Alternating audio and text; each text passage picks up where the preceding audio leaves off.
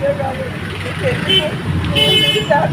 నాకు ఎవరు ఇచ్చేవారు ఎవరు లేరు. అమ్మ చూస్తున్న భర్తలు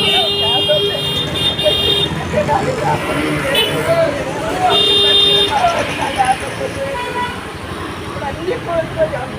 ఏదైనా లేవు అసలు. కట్టు బట్టలతో అలాగొచ్చాము. ఏదన్నా తీసుకుందామన్న అవకాశం లేకుండా అయిపోయింది. అప్పటికప్పుడు చుట్టేసేసింది. ఏం చేసుకున్నాం? మేము ఏమన్నా చేశాము? ఈ తెల్లచీరలాడే మరి మీకు మేడం అలాగే నేను ఉంచాను. కాబట్టి తీసుకొని అలాగే చీర వరకు అసలు చీరలు కూడా ఇవ్వద్దు. అసలు ఇది అయిపోయింది. ఈ చీర పట్టుకోవడం అలా తీసుకొని వెళ్ళిపోతాం. డ్యూటీలు చేస్తున్నాం. అలాగే మేము జాయిన్ చేసుకుని డ్యూటీలు చేయకపోతే మేము ఓవరాక్ట్ చేస్తాము, మీరు సస్పెండ్ చేసేసి ఇదే అంటున్నారు. భయపడిపోతాను. వాంతులు వచ్చిన మేడం నాకు బాగాలేదు అన్నా కూడా చేయాల్సిందే మీరు డ్యూటీలు. మీరు చేయకపోతే ఎట్లాగా? మీ ప్రజలు చేయాల్సిందే అని అంటున్నారు. మేము బాగుంటేనే కదా మేడం మా ప్రాణాలు పెట్టమంటారు. పెట్టాము. అయినా కానీ ఇంత లోతు నీళ్ళు అలాగే వెళ్తున్నాము. నక్కోళ్ళు ఇంట్లో ఉంటున్నాను నేను. మా ఇంట్లో కూడా ఇప్పుడు లేను. అయినా కానీ వెళ్ళి డ్యూటీలు చేస్తున్నాం. ఇప్పుడు మేడం గారు ఏంటి మీరు అడిగితే 5 నిమిషాల్లో రావాలని అంటున్నారు. 5 నిమిషాలు నువ్వు రావాలంటే వస్తానమ్మా, మేడం వస్తున్నారు ఇట్లాగని నేను వచ్చేసాను.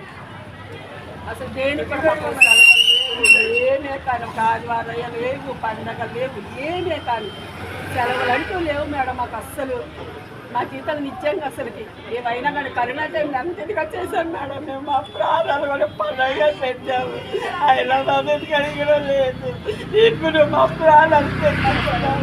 హైదరాబాద్ కడిగిన లేదు. మా జీతాలు కూడా లేదు. నిజంగా నేను ప్రతి ఉన్నాము చచ్చిపోతున్నాము. మాకే తెలియట్లేదు. అసలు బాబుల్లో తేలిని కనిపించి చేయగలితే ఏం చేయాలి మేడం? నాకు 44 సంవత్సరాలు. మంచి వయసులో నీళ్ళు కొట్టి థైరాయిడ్, బీపీ, షుగర్, ప్రతి వ్యాధి నాకు ఉంది. అయినా కానీ కష్టపడుతున్నాం మేము. ఎండ లేదు, వాన లేదు, వరద లేదు, తుఫాను లేదు, ఏది కానీ మాకు సెలవులు లేదు. ఏంటి మేడం? అసలు మా జీవితానికి నిజంగా మేడం మీ ప్రాణాలు కూడా పెట్టేసాం కూడా. ఇంకా ఏంటి మేడం మేము చేసేది? ఇప్పుడు ఇంట్లో చూస్తే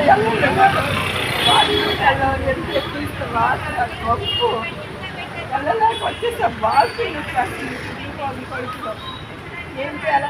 అటు ఇంట్లో చూసుకోవాలా, బయట చూసుకోవాలా.